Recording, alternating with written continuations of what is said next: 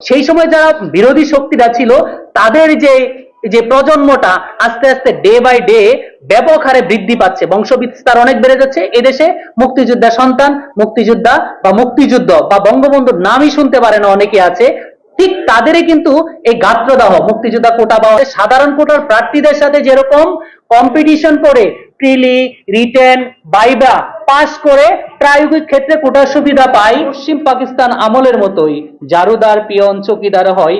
তাই এই 14 থেকে 20তম গ্রেডে কোটা রেখেছে সচিব কমিটি। অর্থাৎ এদেশের মানুষ প্রথম দ্বিতীয় শ্রেণীর চাকরি করবে, তৃতীয় শ্রেণীর চাকরি করবে, আর যারা মহান মুক্তিযুদ্ধে অংশগ্রহণ করেছিল তাদের সন্তানরা বা প্রজন্মরা কি করবে, চতুর্থ শ্রেণীর চাকরি করবে, পিয়ন, জারুদার হবে। কারণ আপনারা নিশ্চয়ই জানেন পূর্ব পাকিস্তান এবং পশ্চিম পাকিস্তানের ভিতরে যে বৈষম্য ছিল সেই বৈষম্যের ভিতরে প্রশাসনিক বৈষম্যটাও প্রকট ছিল, এবং আমাদের জন্য যে চাকরি ব্যবস্থা ছিল সেইটা একদম ওই জারুদার আর পিয়ন বানানোর জন্য। এদেশের হয়তোবা পরিবর্তন হয়েছে পার্সন সেই পাকিস্তান আমল থেকে, কিন্তু চেয়ারের কোনো পরিবর্তন হয় নাই। সেই জন্যই মহান মুক্তিযুদ্ধে অংশগ্রহণ করার কারণে তাদের সন্তানরা যাতে এই চতুর্থ শ্রেণীর নাগরিক থাকে বা পিয়ন হয়, জারুদার হয়, সেই জন্যই কোটা রেখেছে বলে আসলেও আমরা মনে করি। আচ্ছা, এখন কোটা রেখেছে 14 থেকে 20তম গ্রেড, এইটার কার্যকারিতা কতটুকু সেটাও আপনাদেরকে একটু জানানো দরকার। 14 থেকে 20তম গ্রেডে বর্তমানে মুক্তিযোদ্ধা কোটা কার্যকারিতা যেমন আছে, 14তম গ্রেডে সচিবালয়ে, মন্ত্রণালয়ে, অধিদপ্তরে তেমন কোনো পদ নাই বললেই কিন্তু চলে। এই গ্রেডগুলি যে 14তম গ্রেডে যে কোটা রাখা হয়েছে, এই যে 14তম গ্রেডে মন্ত্রণালয়, সচিবালয়, দপ্তরে তেমন কোনো পদ নাই বললেই চলে। শুধু ওই যে বিভিন্ন ডিসি অফিস আছে, ট্যাক্স অফিস আছে এবং ইউনিয়ন পরিষদের সচিব, এই 3টা পদ আছে। এর বাহিরে তেমন কিন্তু কোনো নিয়োগ নাই। এবং আপনারা জানেন 15 থেকে 16তম যে গ্রেডগুলি আছে সেগুলিতেও তেমন নিয়োগ নাই বললেই চলে। আর 17 থেকে 20তম গ্রেডে বর্তমানে আউটসোর্সিং এ নিয়োগ দেওয়া হয়, যা বিভিন্ন দপ্তর অর্থাৎ যে থার্ড পার্টি আছে তারাই কিন্তু সেটা নিয়োগ ব্যবস্থা করে থাকে, এবং সেখানেও কিন্তু কোটা কোনো কার্যকারিতা নাই। আর এই মাঝেও যে 14 থেকে 20তম গ্রেডে কিছু নিয়োগ বিজ্ঞপ্তি দেয় কিছু কিছু দপ্তর, যারা নিজ দপ্তরে দিয়ে থাকে, সেখানেও ওই যে মুখ দেখে চাকরি, স্বজনপ্রীতি, তদবির, না হলে নিজের মতো করে। অর্থাৎ আমাদেরকে বা আমাদের জন্য যে পিয়ন বানানোর জন্য যেটুকু রাখা হয়েছে তাতেও ঠিকমতো নিয়োগ দেওয়া হচ্ছে না। দেখা যাচ্ছে যে এই যে কোটা বাতিলের পরেও এই যে 14 থেকে 20তম গ্রেডেও মুক্তিযোদ্ধার সন্তানরা 12, 13, 14, 15, আমার সাথে এখানে অনেকেই আছে, আমি হয়তো বা হাজির করাইতে পারবো যে 15টা ভাইবা দিয়েও কিন্তু এই 14 থেকে 20তম গ্রেডে কিন্তু চাকরি পাই নাই। অর্থাৎ আমাদের জন্য যে পরিকল্পিতভাবে শ্রেণীবিন্যাস করে চতুর্থ শ্রেণী নাগরিক বানানোর জন্য রাখা হয়েছে উদ্দেশ্য প্রণোদিতভাবে, সেইখানেও কিন্তু কোটা ব্যবস্থার তেমন কোনো কার্যকারিতা নাই। যেমন কিছু উদাহরণ দিতে হয়, আমরা কৃষি সম্প্রসারণ অধিদপ্তরে প্রায় হচ্ছে 14 থেকে 20তম গ্রেডে 1311 জন নিয়োগ দিয়েছে, সেখানে সুপারিশ করেছে মুক্তিযোদ্ধা কোটায় মাত্র 17 জন। এবং এখানে কয়েকজন রিট পিটিশনারও আছে যারা হচ্ছে আমাকে গতকাল মেসেজ করেছে যে সিলেট ডিসি অফিসে কয়েকটা চাকরি ভাইবা দিলাম, সেখানেও কিন্তু আমরা এই চাকরি পাচ্ছি না। এবং ইসলামী আরবি বিশ্ববিদ্যালয়ে একটা নিয়োগ হয়েছিল, 58 জন সেকশন অফিসার নিয়োগ দিয়েছিল, সেখানেও মুক্তিযোদ্ধা কোটা অনুসরণ করা হয় নাই। শিল্প মন্ত্রণালয়ে 3 জন লোক নিয়োগ দিয়েছিল, সেইখানে যেই ছেলেটাকে নেওয়া হয়েছে তাকে ভাইভাতে 30-28 দিয়েছে, আর আমাদের যে মুক্তিযোদ্ধার সন্তান ভাইভাতে তাকে মাত্র 8 দিয়েছে, এবং সে পরবর্তীতে মহামান্য হাইকোর্টে রিট পিটিশন দায়ের করে এবং তার পক্ষে রায় দেয়। তার পরবর্তীতে কোটা আন্দোলনের পূর্বে যে কাজটা হয়েছে, ঠিক কোটা বাতিলের ঠিক পূর্বে 5 এপ্রিল 2018 সালে কোটায় যোগ্য প্রার্থী না পাওয়া গেলে মেধা তালিকা থেকে নিতে হবে এমন আদেশের পর মুক্তিযোদ্ধা কোটার প্রার্থীদের ভাই বিভিন্ন চলে বলে কৌশলে অযোগ্য দেখিয়ে কাউকে আর নেওয়া হচ্ছে না। তারপরে আমরা চলে আসছি এই মুক্তিযোদ্ধা কোটা পুনর্বহালে, যেটা রিট আমরা প্রথমে একটু বলেছিলাম যে সকল শ্রেণীর চাকরিতে 30% মুক্তিযোদ্ধা কোটা পুনর্বহালে 2021 সালে আমরা রিট দায়ের করি এবং মহামান্য আদালত একটি রুল জারি করেন। দীর্ঘ শুনানির পর গত 5 জুন মহামান্য হাইকোর্ট বিভাগ রুল অ্যাবসলিউট করে দেন। এতে 30% মুক্তিযোদ্ধা কোটা পুনর্বহাল হয় এবং 6 জুন রাষ্ট্রপক্ষ চেম্বার আদালতে যান এবং স্থগিতাদেশ চাইলে দুই পক্ষের শুনানি শেষে হাইকোর্টের দেওয়া রায় বহাল রেখে পরবর্তীতে ফুল বেঞ্চে শুনানির জন্য রেখে দেন। এখন প্রশ্ন হচ্ছে যে এই যে মহামান্য হাইকোর্ট একটা রায় দিলেন, সেই রায়ের প্রতি আমরা শ্রদ্ধাশীল এবং আমরা সেটাকে কৃতজ্ঞতা জানাই, কিন্তু কোটার বিরোধী পক্ষ কোটাকে অযৌক্তিক মনে করেছে, তারা আন্দোলন করেছে, সেজন্য বাতিল করেছে 2018 সালে। যেহেতু তারা সংখ্যাগরিষ্ঠ, তারা রাজপথে আন্দোলন করে জিতেছে, কিন্তু আমরা মনে করেছি রাষ্ট্র আমাদের বঞ্চিত করেছে, সেজন্য আমরা উচ্চ আদালতে গিয়েছি। দুই পক্ষে শুনানি শেষে মহামান্য হাইকোর্ট আমাদের পক্ষে রায় দিয়েছেন। আদালতে রায় দেওয়ার পরও কেন রায়ের বিপক্ষে আন্দোলন? প্রশ্ন থেকেই যায় যে বাংলাদেশের সর্বোচ্চ আদালত সুপ্রিম কোর্ট যেখানে তারা একটা রায় দিয়েছেন, সেই রায়ের বিরুদ্ধেও কিন্তু বর্তমানে আন্দোলন চলছে। তাদের তো সেটা পরবর্তীতে আপিল করারও সুযোগ আছে। তারা কি দেশের সর্বোচ্চ আদালত মানেন না? তারা কি আইন মানেন না? যদি আদালতে রায়ের বিপক্ষে তারা আন্দোলন করতে যান, সেটা নিশ্চয়ই কোর্ট অফ কন্টেম্প বা আদালত অবমাননার মতো স্পর্শকাতর বিষয়। আর সবচেয়ে আজকের যে গুরুত্বপূর্ণ বিষয়, সামাজিক যোগাযোগ মাধ্যমে বা বিভিন্ন জায়গায় যেটা অপপ্রচার বা ভুল ব্যাখ্যা বা তাদের অজ্ঞতা, এই জিনিসটা আসলেও আমরা হয়তোবা কেউ অপপ্রচার বলে থাকি, কেউ পরিকল্পিতভাবে আমাদের কোটা ব্যবস্থা বা অন্যান্য বিষয় নিয়ে অপপ্রচার করে থাকেন। আবার আমরা কেউ কেউ মনে থাকি যে এটা তারা হয়তোবা তাদের অজ্ঞতা আছে, যে কোটার কার্যকারিতা সেই সম্পর্কে তারা জানে না, বা এটা বৈষম্য সৃষ্টি হচ্ছে কিনা নাকি বৈষম্য দূরীভূত হচ্ছে, এই বিষয়গুলি আপনাদেরকে একটু জানানো দরকার। প্রথম প্রশ্ন হচ্ছে যে কোটা ব্যবস্থা বৈষম্য সৃষ্টি করে কি, বা সংবিধানের সমানাধিকারের কথা বলা হলেও কোটা ব্যবস্থার মাধ্যমে বৈষম্য সৃষ্টি করা হচ্ছে কি? আসলে কি কোটা ব্যবস্থা বৈষম্য সৃষ্টি করে? এই বিষয়টা আমাদের সবচেয়ে বেশি আলোকপাত করতে হবে। এখানে স্যার আছেন, উনি জামাল উদ্দিন শিকদার, এবং এই যে মুক্তিযোদ্ধাদের নিয়ে বিভিন্ন বিষয় নিয়ে খুব গুরুত্বপূর্ণ কাজ করেছেন দীর্ঘদিনই, এবং এই মামলা যে রিট করেছিলেন প্রথম বীর মুক্তিযোদ্ধাদের, সেই মামলা রিটের প্রেক্ষাপটে আমাদের কিন্তু কোটা ব্যবস্থা প্রবর্তন করা হয়েছিল। এখানে দেখেন যে আমরা সার্বিক কোটার কথাই বলছি, এখানে একটা আছে, একটা পিকচার নিয়ে আসছি, একটা হচ্ছে ইকুয়ালিটি আর একটা হচ্ছে ইকুইটি। ঠিক আছে, আমরা যেটা বৈষম্য বলে থাকি সব সময়, যে কোটা ব্যবস্থা একটা বৈষম্য সৃষ্টি করছে, সংবিধান রাষ্ট্রকে সবাইকে সমানাধিকার দিয়েছে, সেই সমানাধিকারের ভিত্তিতে, মেধার ভিত্তিতে, উন্মুক্ত প্রতিযোগিতার মাধ্যমে একটা কোটা ব্যবস্থার বা বন্টন হবে বা চলে যাবে। কিন্তু পক্ষ হচ্ছে আমরা যদি সবাইকে সমানাধিকার দিয়ে থাকি, আমি সার্বিক কোটার কথাই বলছি, সবাইকে যদি সমানাধিকার দিয়ে থাকি, তাহলে একজনের উচ্চতা যদি 6 ফিট হয়, তাহলে তাকে যদি নিচে 1 ফিট একটা টেবিল দেওয়া হয়, আর যার উচ্চতা 4 ফিট তাকে যদি 1 ফিট উচ্চতার একটা টেবিল দেওয়া হয়, বা যার উচ্চতা 3.5 ফিট তাকেও যদি সমানাধিকার দেওয়া হয়, তাহলে যেই লোকটা সবচেয়ে খাটো সে কিন্তু ওই যে 5.5 ফিট বা 6 ফিট দেয়াল টপকে এই ফুটবল খেলা বা ক্রিকেট খেলা সেটা কিন্তু দেখার সক্ষমতা তার হবে না। সেই জন্য যার যতটুকু প্রাপ্য তাকে ততটুকুই দিয়ে, অর্থাৎ তৃণমূল জায়গাগুলি থেকেই নিয়ে আসতে হবে একটা, অর্থাৎ সুষম, যেটা ন্যায্যতার ভিত্তিতে, অর্থাৎ একটা ন্যায্যতা থাকবে, কার কতটুকু দরকার সেটুকু থাকবে। আমরা সেই জন্য বলছি যে কোটা ব্যবস্থা আসলে কখনোই বৈষম্য সৃষ্টি করে না, বরং বৈষম্য দূরীকরণের জন্যই কোটা ব্যবস্থা প্রবর্তন করা হয়েছে। আমি একটু লিখিত বক্তব্য সার্বিক কোটার ক্ষেত্রে পাঠ করছি। কোটা ব্যবস্থা বৈষম্য সৃষ্টি করে না, বরং সমাজের বিভিন্ন স্তরে বৈষম্য দূরীভূত করে সমানাধিকারের সৃষ্টি করে। কেননা কোটা হলো রাষ্ট্র পরিচালনায় পরিসংখ্যান অনুযায়ী সভ্যতার সমস্ত স্তর ও দিকগুলোতে সমাজের সকল শ্রেণীর জনসংখ্যার প্রতিনিধিত্ব বা পরম প্রতিনিধিত্ব নিশ্চিত করা এবং রাষ্ট্রীয় কাজে সমাজের সর্বস্তরের জনগণকে সম্পৃক্ত করা।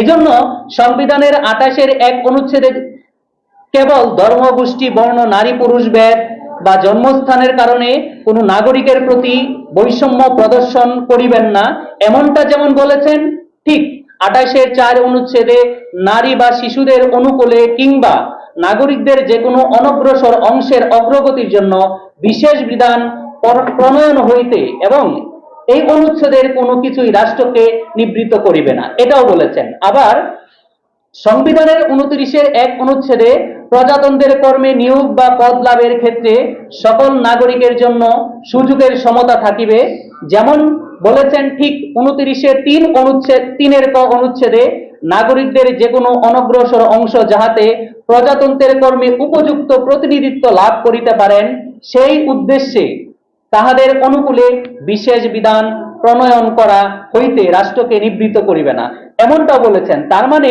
সংবিধান কোটা ব্যবস্থাকে সমর্থন করেছে।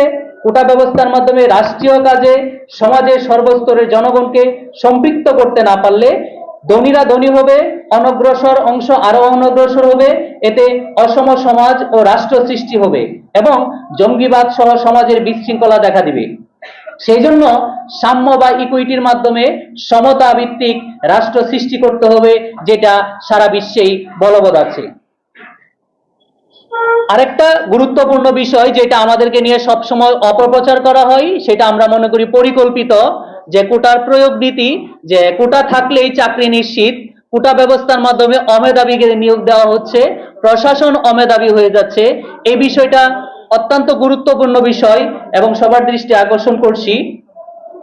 কোটা প্রয়োগ নীতি আপনাদের জানা দরকার এবং কোটার প্রার্থীরা অমেধাবী কিনা এই বিষয়ে আমি একটু লিখিত বক্তব্য পাঠ করছি।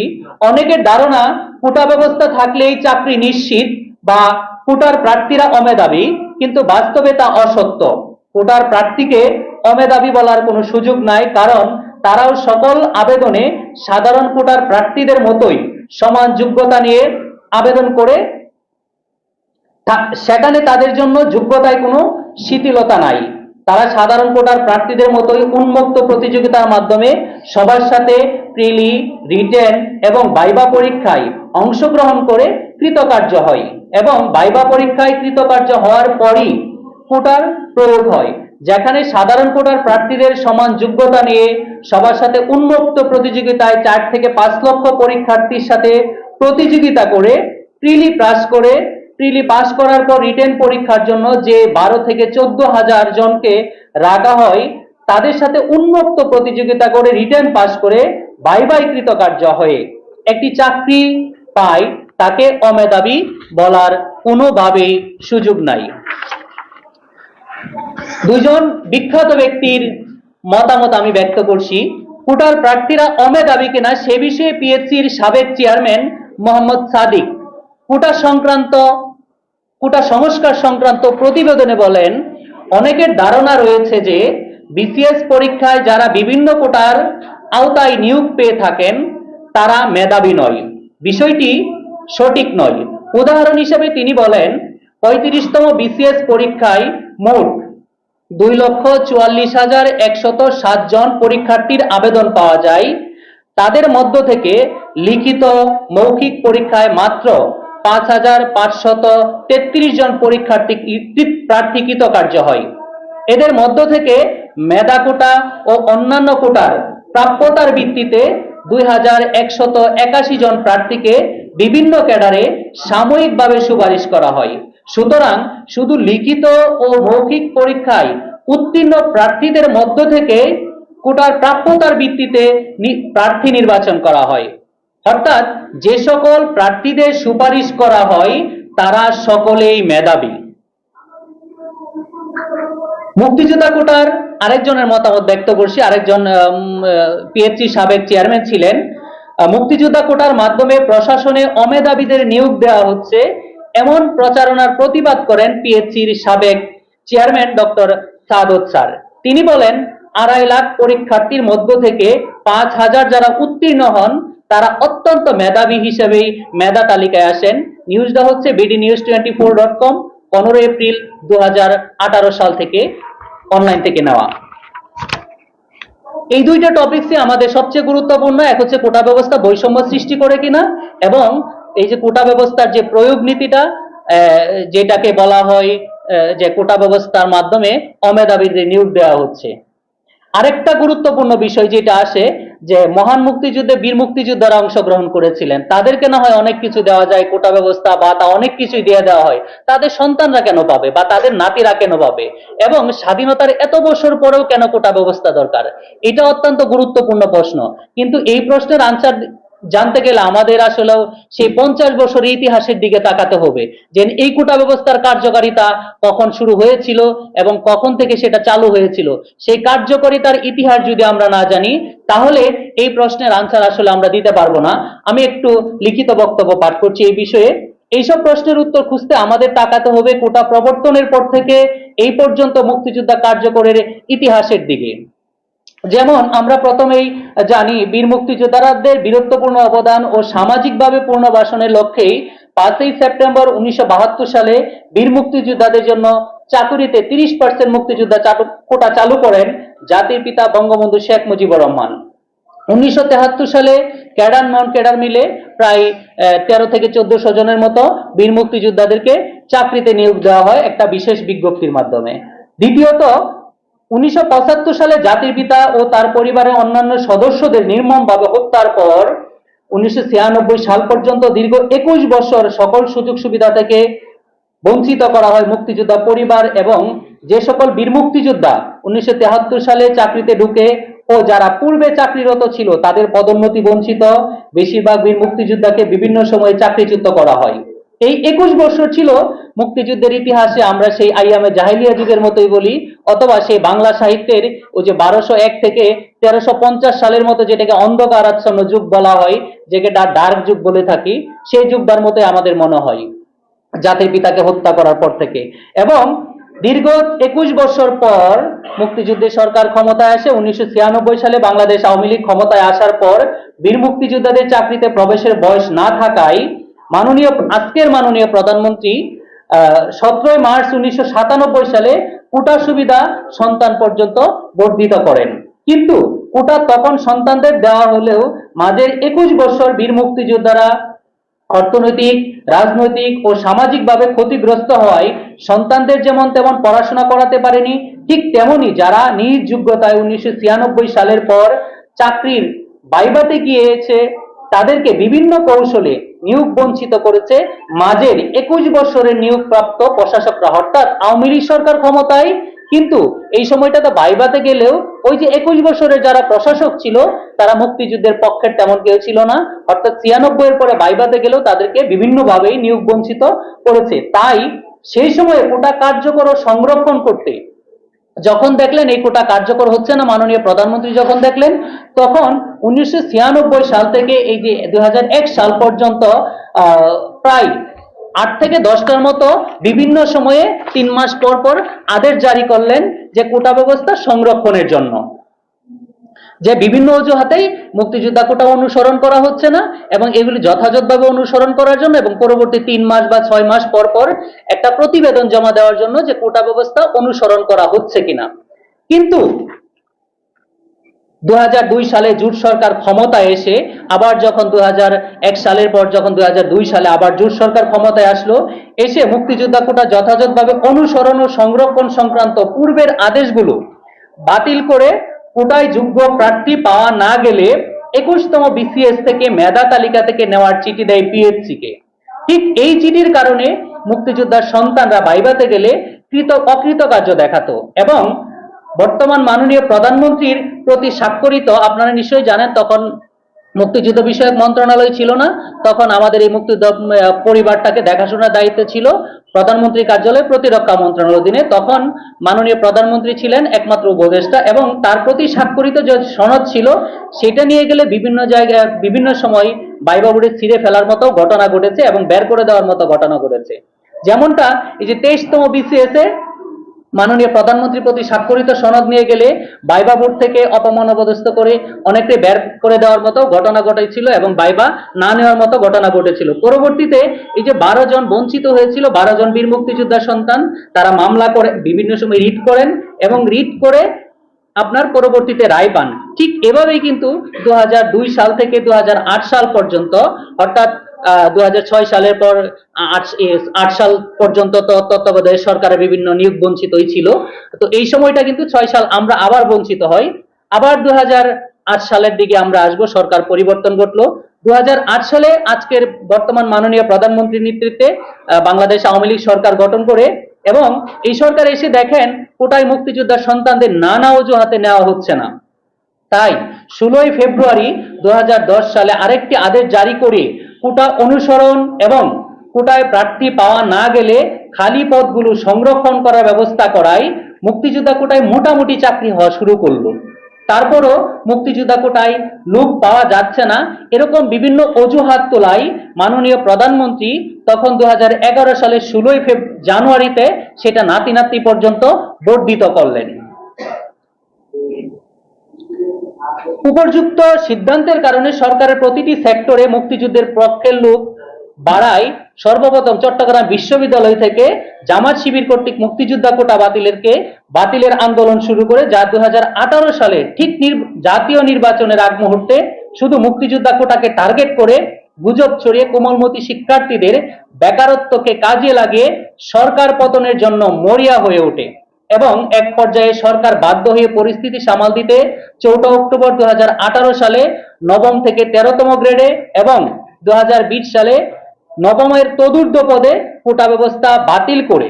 কিন্তু কোটা বাতিল প্রক্রিয়াটা যথাযথ হয়নি বলে আমরা মনে করি, যা আজ 6 বছর অতিবাহিত হচ্ছে কোটা ব্যবস্থা বাতিলের।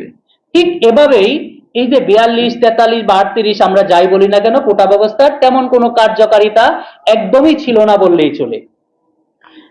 তাই উপর্যুক্ত আলোচনার স্পষ্ট বোঝা যায় যে 1972 সালে বীর মুক্তিযোদ্ধাদের প্রতিষ্ঠিতকরণের জন্য তাদের যে স্পেশাল প্রিভিলেজ বা বিশেষ সুবিধা দেওয়া হয়েছিল, সেই কোটা ব্যবস্থা 1996 সাল পর্যন্ত তেমন বাস্তবায়ন হয়নি।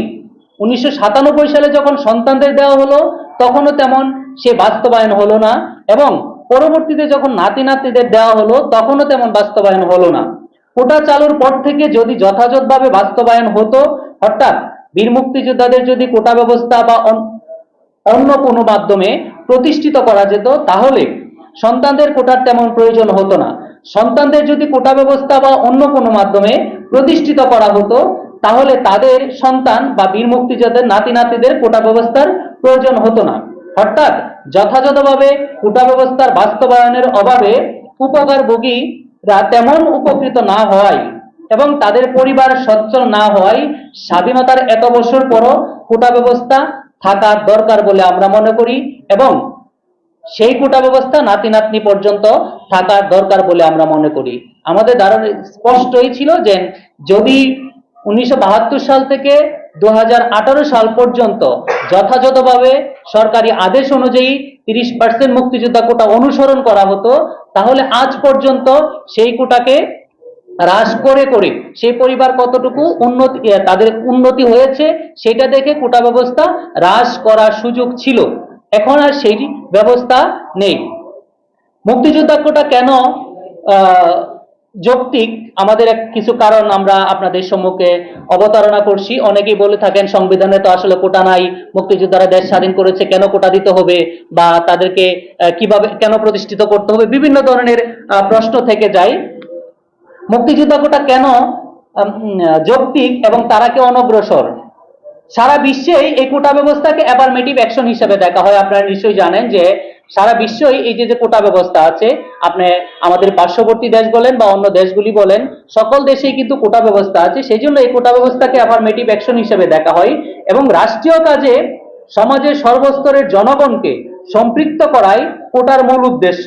অর্থাৎ আলটিমেটলি কোটা ব্যবস্থার মাধ্যমে অনগ্রসর অংশকে যেমন মূল স্রোতে আনা হয়, ঠিক মহান কোনো কাজের অবদান হিসেবে, স্বীকৃতি হিসেবে তাদেরকে বিশেষ সুযোগ সুবিধা বা বিশেষ বিধানও চালু করে তাদেরকে প্রতিষ্ঠিত করা হয়। কিন্তু মুক্তিযোদ্ধা কোটার মাধ্যমে আমরা মনে করি একই সাথে দুইটা বিষয় ঘটেছে। প্রথমত হচ্ছে মহান মুক্তিযুদ্ধে বীরত্বপূর্ণ অবদান রাখায় তাদেরকে রাষ্ট্র স্পেশাল প্রিভিলেজ দিয়েছে, যেটাকে আমরা বলে থাকি বিশেষ সুবিধা, বিশেষ বিধান। আর এই বিশেষ সুবিধা যদি কাউকে দেওয়া হয় কখনো, সেটা বাতিল করা যায় না। যদি কোনো ব্যক্তিকে কাউকে রাষ্ট্র কর্তৃক বিশেষ সুবিধা দেওয়া হয়, সেটা বাতিল করা যায় না। সেটা 31 DLR এডি 199 স্পষ্টতই বলা আছে। দ্বিতীয়ত হচ্ছে মহান মুক্তিযুদ্ধে যে সকল বীর মুক্তিযোদ্ধারা অংশগ্রহণ করেছে তারা বেশিরভাগই কিন্তু ছিল দরিদ্র অসচ্ছল পরিবারের, এবং নিশ্চিত মৃত্যু জেনেও মহান মুক্তিযুদ্ধে সরাসরি অংশগ্রহণ করায় অনেকে শহীদ হয়েছেন। কেউ তার হাত, কেউ পা, না হয় শরীরের বিভিন্ন অঙ্গ প্রত্যঙ্গ হারিয়েছেন। মা বাবা তার সন্তান, স্ত্রী তার স্বামী, সন্তান তার বাবাকে হারিয়েছেন। সরাসরি যুদ্ধে অংশ নেওয়ায় তাদের রেখে যাওয়া স্ত্রী, মেয়ে, মা, বোন অনেক সময় দর্শিত হয়েছে। ঠিক তেমনি জ্বালিয়ে পুড়ে ছারখার করে দেওয়া হয়েছে তাদের বাড়িঘর, দখল করা হয়েছে তাদের সহায় সম্পত্তি। মুক্তিযুদ্ধে যাওয়ার কারণেই যে ছেলেটা এসএসসি বা ইন্টার বা অনার্স পরীক্ষা দেওয়ার কথা ছিল তা আর দেওয়া হয়নি। অর্থাৎ এই মুক্তিযুদ্ধে সরাসরি অংশগ্রহণকারী যোদ্ধা বা তাদের পরিবারই সবচেয়ে বেশি ক্ষতিগ্রস্ত হয়েছিল। তাই মুক্তিযোদ্ধা পরিবারকে প্রতিষ্ঠিতকরণ, সচ্ছলতা আনয়ন ও সামাজিকভাবে পুনর্বাসনের জন্যই উপযুক্ত দুইটি কারণে জাতির পিতা বঙ্গবন্ধু শেখ মুজিবুর রহমান 1972 সালের মুক্তিযোদ্ধা কোটা দিয়েছিলেন। মহান মুক্তিযুদ্ধে বীরত্বপূর্ণ অবদান রাখায় তাদের বীর উপাধি দেওয়া হয়েছে ঠিকই, কিন্তু মুক্তিযোদ্ধা পরিবার এখনো অসচ্ছল। রাষ্ট্র বীর মুক্তিযোদ্ধা পরিবারকে অসচ্ছল বা অনগ্রসর ঘোষণা করতে পারছে না, কারণ তাদেরকে বীর উপাধি দেওয়া হয়েছে।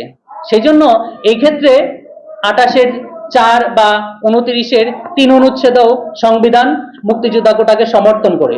দ্বিতীয়ত আমাদের একটা সবচেয়ে গুরুত্বপূর্ণ বিষয় আছে, আপনারা ইতিমধ্যে অনেকেই জেনেছেন এবং 2018 সালেও আলোচনায় এসেছেন, এবং যিনি এই বিষয়ের মূল উদ্যোক্তা ছিলেন একজন বীর মুক্তিযোদ্ধা জামাল উদ্দিন শিকদার স্যার। একটা মামলাও করেছিলেন সেটা মুক্তিযোদ্ধাদের বয়স বাড়ানো সংক্রান্ত বিষয় নিয়ে, এবং উনি এই বিষয়ে অত্যন্ত দক্ষ একজন মানুষ। বেশ কয়েকটা বই রচনা করেছেন, এই বিষয়গুলো আলোকপাত করেছেন।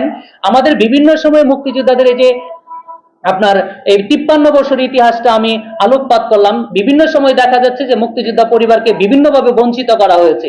তখন এই যে বঞ্চিত প্রার্থীরাই মহামান্য হাইকোর্টের বিভিন্ন সময় দ্বারস্থ হয়েছেন, এবং মহামান্য হাইকোর্ট এবং আপিল বিভাগ বিভিন্ন সময় এই বীর মুক্তিযোদ্ধাদের অধিকার বা সুযোগ সুবিধাগুলি সংরক্ষণ করেছেন, এবং এই বিষয়ে বিভিন্ন সময় বিভিন্ন রিট পিটিশনও দায়ের হয়েছেন। বীর মুক্তিযোদ্ধাদের পরিবারের সচ্ছলতা আনয়নে মুক্তিযোদ্ধা কোটা দেওয়া হলো, বিভিন্ন সময়ে মুক্তিযোদ্ধা কোটা যথাযথভাবে অনুসরণ না করায় রিট পিটিশন 6406/2010 মুক্তিযোদ্ধা কোটা অনুসরণের কথা বলা হয়েছে। রিট পিটিশন 235/2012 যিনি পিটিশনার ছিলেন আমাদের এই জীবন্ত কিংবদন্তি একজন বীর মুক্তিযোদ্ধা জামাল উদ্দিন শিকদার স্যার, ওখানেই এই 30% কোটার কথাটা আসলে স্পষ্টই বলেছে।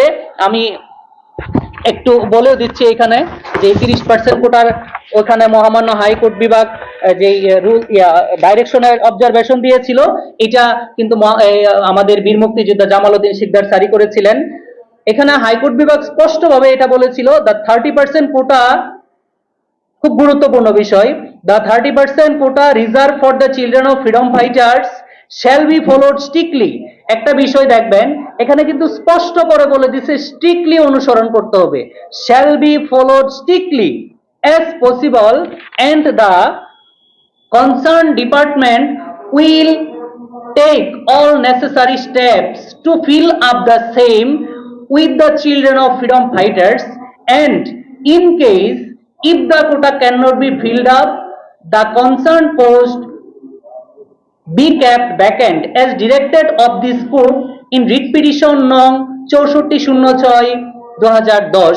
অর্থাৎ এই রেফারেন্সটা 6406/2010 যে রিট পিটিশন ছিল সেখানেও কিন্তু আপনার কি দেওয়া হয়েছিল, সেটার আলোকপাতই ওনারা করেছেন। এটা ছিল হাইকোর্টের একটা রায়, এবং পরবর্তীতে এটা যখন জামাল উদ্দিন শিকদার স্যার যখন ইয়েতে গেলেন, কোর্ট অফ কন্টেম্প করেছিলেন মনে হয় স্যার, এটা যখন রাষ্ট্রের কিছু অংশ বয়স সংক্রান্ত কিছু অংশ ব্যত্যয় ঘটেছিলেন, কাউকে কিছু কিছু সুবিধা দেওয়া হয় নাই, তখন জামাল উদ্দিন শিকদার স্যারও এটা writ petition court of contempt appeal কোর্টে গিয়েছিলেন, এই যে 20-62 সালে।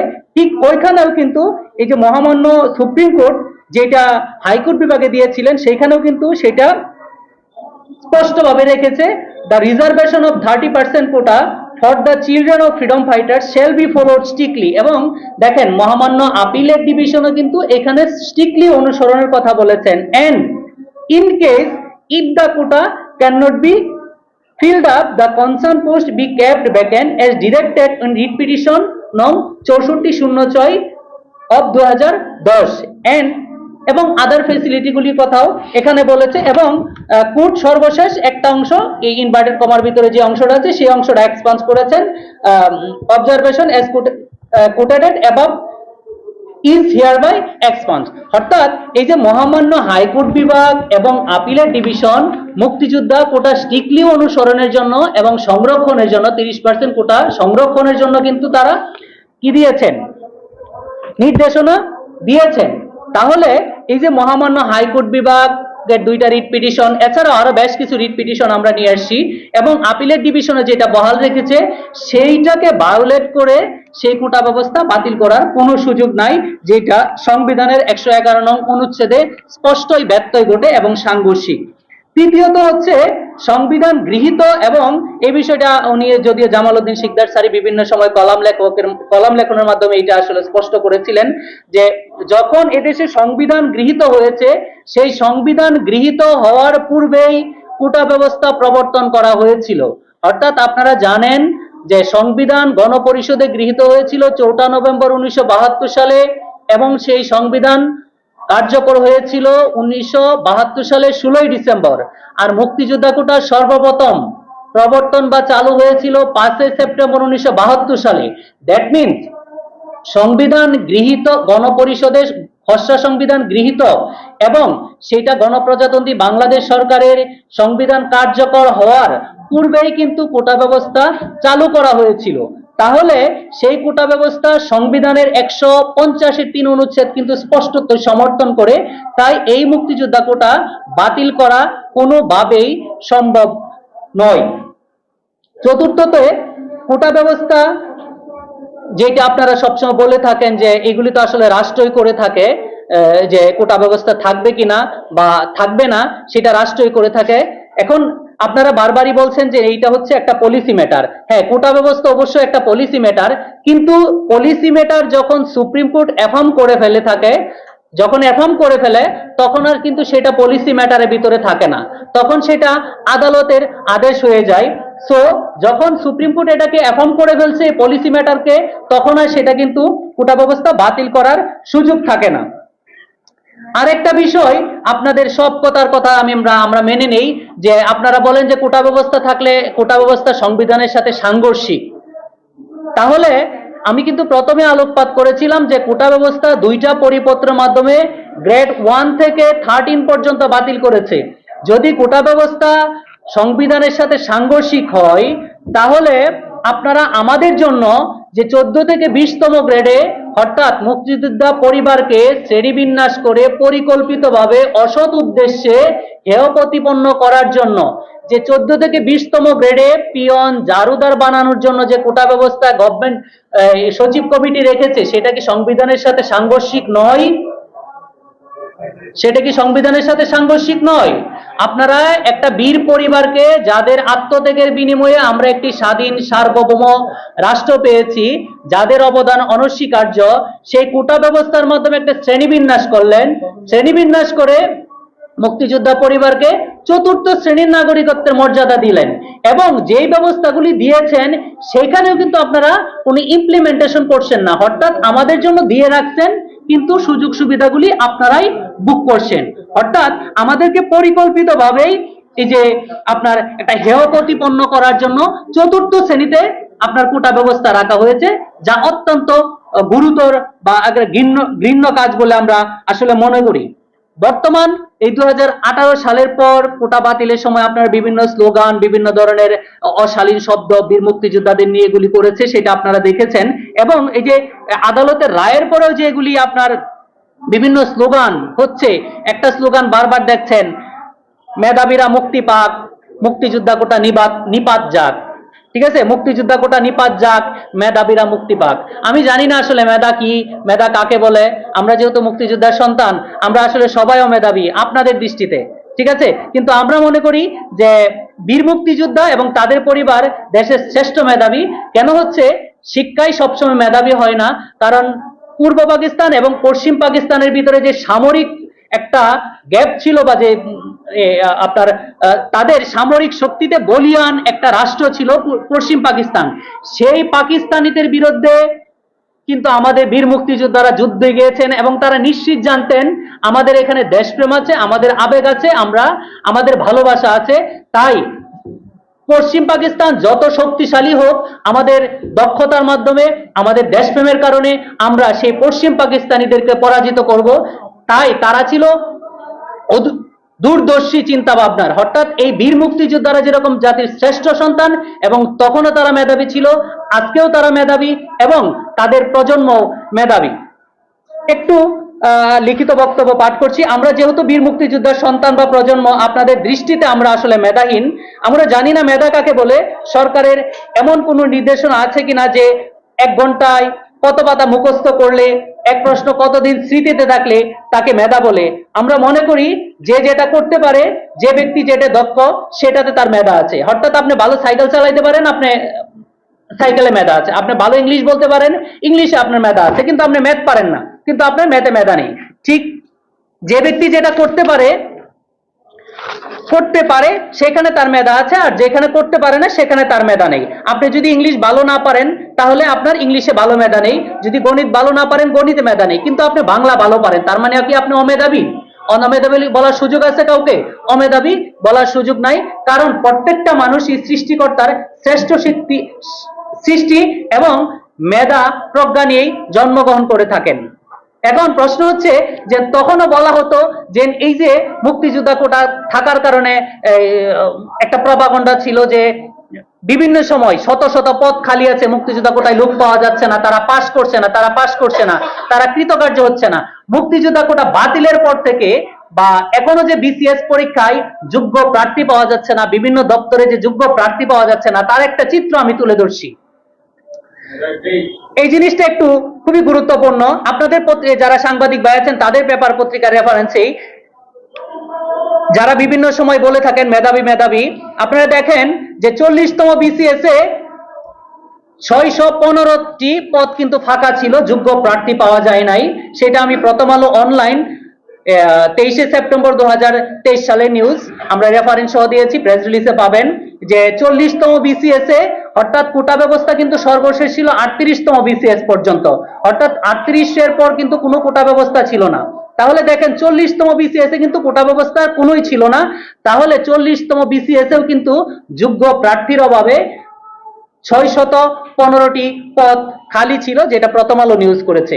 41তম বিসিএস এ 16টি পদ ফাঁকা ছিল, যেখানে কোনো যোগ্য প্রার্থী পাওয়া যায় নাই। 3রা আগস্ট 2023 ডেইলি ক্যাম্পাস নিউজ করেছে। 43তম বিসিএস এ 701টি পদ ফাঁকা ছিল, তো ওখানে কোনো যোগ্য প্রার্থী পাওয়া যায় নাই। অর্থাৎ এই যে কোটা বাতিলের পর দেখেন 40, 41, 43, যেহেতু 42তম বিসিএস স্পেশাল ছিল ডাক্তারদের জন্য, এখানেও কিন্তু এখনো পদ ফাঁকা রয়ে যায়, অর্থাৎ যোগ্য প্রার্থী পাওয়া যায় না। শুধু বিসিএস নয়, অন্যান্য সকল সেক্টরেই এরকম অহরহ ঘটনা আছে। আপনাদেরকে আরো কিছু বলি যে গত কয়েকদিন আগে বাংলাদেশ ব্যাংকে 14টা পদের জন্য একটা সার্কুলার দিয়েছিল, সেখানে 5 থেকে 10,000-এর মতো পরীক্ষার্থী আবেদন করেছিল, একজন পরীক্ষার্থীও পাস করে নাই। এবং চ্যানেল 24 সেটা কিন্তু আপনার নিউজও করেছে। মেইনটেনেন্স ইঞ্জিনিয়ার হিসাবে যে পদটা ছিল, সেখানে কিন্তু একজন পরীক্ষার্থীও পাস করে নাই। বাংলাদেশ বেসামরিক বিমান চলাচল কর্তৃপক্ষ 7/6/2024 খ্রিস্টাব্দে প্রকাশিত ফলাফলে গ্যাস টেকনিশিয়ান পদে কোনো প্রার্থী পাস করেনি। বাংলাদেশ পেট্রোলিয়াম ইনস্টিটিউট 7/5/2024 খ্রিস্টাব্দে প্রকাশিত যে বৈজ্ঞানিক কর্মকর্তা নিয়েছিল, ওই পদেও কোনো যোগ্য প্রার্থী পাওয়া যায়নি। পিএইচসির 1/11/2023 খ্রিস্টাব্দে প্রকাশিত ফলাফলে উপসহকারী প্রকৌশল টেলিভিশন পদে কোনো যোগ্য প্রার্থী পাওয়া যায়নি। পিএইচসি 13/4/2022 খ্রিস্টাব্দে প্রকাশিত ফলাফলে উপসহকারী প্রকৌশল পদে হার্ডওয়্যার, সফটওয়্যার এন্ড নেটওয়ার্ক কোনো যোগ্য প্রার্থী পাওয়া যায়নি। চট্টগ্রাম বন্দর কর্তৃপক্ষ 8/8/2022 খ্রিস্টাব্দে প্রকাশিত ওয়ার্ড কিপার পদে কেউ পাসই করেনি। পিএইচসির 17/10/2022 খ্রিস্টাব্দে প্রকাশিত প্রধান শিক্ষক পদে কোনো যোগ্য প্রার্থী পাওয়া যায়নি। পিএইচসির 4 জানুয়ারি 2021 খ্রিস্টাব্দে ব্যক্তিগত কর্মকর্তা পদে কোনো যোগ্য প্রার্থী পাওয়া যায়নি। পিএইচসির 3/11/2021 খ্রিস্টাব্দে প্রকাশিত জুনিয়র ইনস্ট্রাক্টর পদে কোনো যোগ্য প্রার্থী পাওয়া যায়নি। 7/2/2021 খ্রিস্টাব্দে পল্লী উন্নয়ন একাডেমি ল্যাবরেটরি স্কুলের অধ্যক্ষ পদে কোনো যোগ্য প্রার্থী পাওয়া যায়নি। 27/4/2022 খ্রিস্টাব্দে খাদ্য মন্ত্রণালয়ের বিভিন্ন পদে প্রকাশিত ফলাফলে কেউ কৃতকার্য হয়নি। 22/1/2020 খ্রিস্টাব্দে চট্টগ্রাম বন্দর কর্তৃপক্ষের সহকারী সিস্টেম অ্যানালিস্ট পদে কোনো যোগ্য প্রার্থী পাওয়া যায়নি। যেহেতু কোনো যোগ্য প্রার্থী পাওয়া যাচ্ছে না, তারপরে আপনারা সারাদিন মেধাবী মেধাবী মেধাবী, মুক্তিযোদ্ধা কোটা নিপাত যাক, মেধাবীরা মুক্তি পাক, মুক্তিযোদ্ধা কোটা নিপাত যাক, মেধাবীরা মুক্তি পাক, এভাবে চিল্লাইতেই থাকেন চিল্লাইতে থাকেন।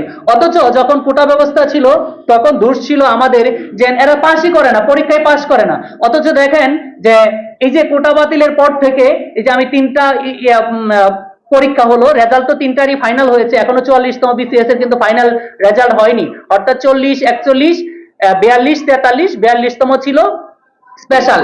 এই 3 বিসিএস এই কিন্তু কোটা থাকা অবস্থায় যেরকম পদ ফাঁকা ছিল, অর্থাৎ কিছু কারণ আছে, অর্থাৎ কিছু সাবজেক্ট ম্যাটার থাকে, কিছু আপনার কারিগরি কিছু সাবজেক্ট আছে, টেকনিক্যাল ক্যাডারের কিছু পদ সবসময় ফাঁকা থাকে, ঠিক আছে, সেখানে কোটা থাকুক বা না থাকুক। অর্থাৎ কোটা ব্যবস্থা বাতিলের পরও কিন্তু দেখেন 40তম বিসিএস এ 615টি, 41তম বিসিএস এ 16টি এবং 43তম বিসিএস এ 701টি পদ কিন্তু ফাঁকা রয়ে গেছে। তার মানে যোগ্য প্রার্থী এখনো পাওয়া যাচ্ছে না। তাহলে সমস্যা কোথায়? আগে যে অবস্থা ছিল এখন এই অবস্থা। মহামান্য হাইকোর্ট বলছে যে 30% কোটা রিজার্ভ থাকবে এবং যদি কোটায় লোক না পাওয়া যায় তাহলে ফাঁকা পদগুলির থেকে সাধারণ কোটার প্রার্থীদের নিতে হবে। তার মানে কোটা যদি 10% পূরণ হয় আপনি 90% নেবেন, কোটা যদি 5% পূরণ হয় তাহলে আপনি 95% নেবেন, কোটা যদি 20% পূরণ হয় তাহলে আপনি 80% নেবেন। তাহলে মুক্তিযোদ্ধা কোটা থাকতে সমস্যা কোথায়? আমরা তো কোনো সমস্যা দেখছি না। কিন্তু প্রশ্ন হচ্ছে আসলে শুধু মুক্তিযোদ্ধা কোটাই টার্গেট না। আমরা মনে হয় যে এই যে মহান মুক্তিযুদ্ধে যারা অংশগ্রহণ করেছিল সেই সময় যারা বিরোধী শক্তিরা ছিল তাদের যে প্রজন্মটা আস্তে আস্তে ডে বাই ডে ব্যাপক হারে বৃদ্ধি পাচ্ছে, বংশবিস্তার অনেক বেড়ে যাচ্ছে। এদেশে মুক্তিযোদ্ধা সন্তান, মুক্তিযোদ্ধা বা মুক্তিযুদ্ধ বা বঙ্গবন্ধুর নামই শুনতে পারে না অনেকে আছে, ঠিক তাদেরই কিন্তু এই গাত্র দেওয়া